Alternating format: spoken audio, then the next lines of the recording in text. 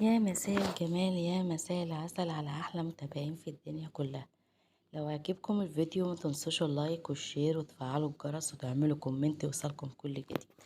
النهارده يا حبايب قلبي هنعمل معاكم طاجن الباميه بطريقه سهله خالص وبسيطه وهتعجبكم وهتشرفهم قدام ضيوفكم. اول حاجه هنسمي الله ونصلي على حبيبنا المصطفى صلى الله عليه وسلم. زي كده ما انتوا شايفين كده، دي البامية بتاعتنا بعد ما طبخناها بالشكل الجميل اللي انتوا شايفينه ده. بسم الله ما شاء الله، واللهم صل على حبيبنا المصطفى صلى الله عليه وسلم الشافع لنا يوم القيامة. معانا حلة على النار زي ما انتوا شايفين كده. انا هنزل بمعلقتين 3 زيت وهسيب الزيت لما يسخن، وهنزل بالبصلة بتاعتي. دي البصلة بتاعتي بعد ما حطيناها في الزيت، وهديها تقليبتين بالشكل الجميل اللي انتوا شايفينه ده.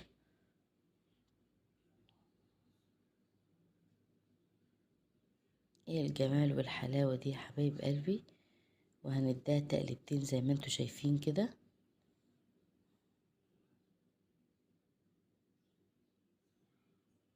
لحد ما تاخد اللون المحمر. معايا بقى عظمتين كده كانوا هنا، وحتتين دهن جاموسي من البهيمة كانوا جايين مع لحمة كانت عندنا، نزلنا بيهم وهنشوحهم مع البصل عشان يطعموا البامية بتاعتنا.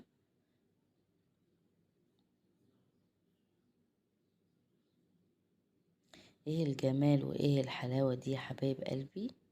هننزل بمعلقة فلفل اسمر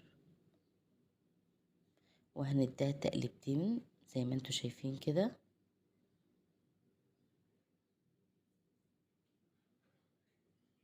ودي تذكرة شطة كانت عندي هنزل بيها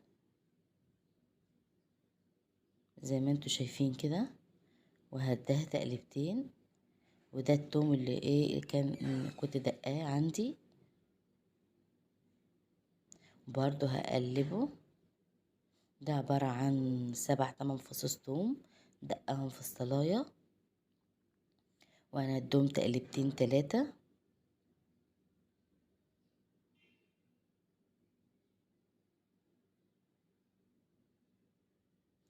وهنسيبها لما ايه تاخد طعم مع بعض كده.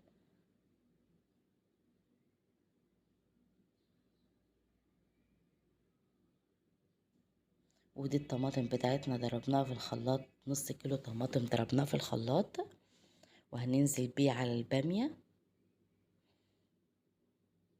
وهنديها تقليبتين. وهنبدأ بقى نسيبها تتسبك كده مع بعضها،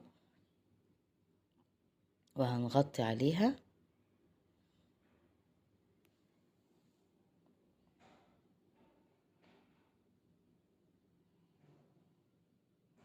ودي البامية بتاعتي يا حبايب قلبي. دي كيس بامية كان عندي شارية من السوبر ماركت، ودي بامية كنت مفرزاها. يلا بينا نعملهم الاتنين كده مع بعض.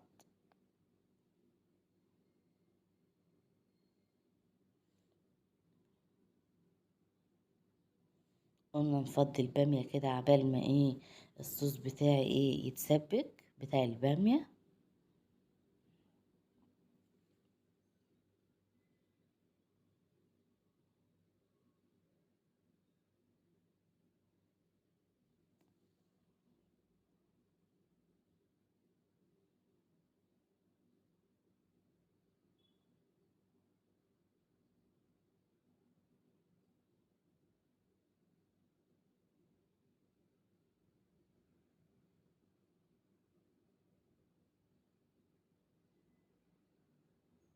وبصينا على الصوص اهي خلاص.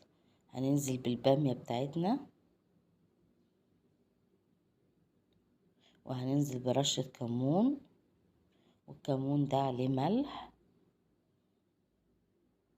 هنبدأ بقى ايه نوزعها كده في الصوص بتاعنا ونفردها كده في الصوص.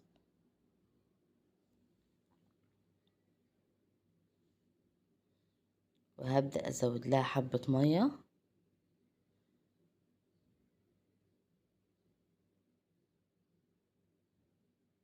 قيمة ربع كوباية مية،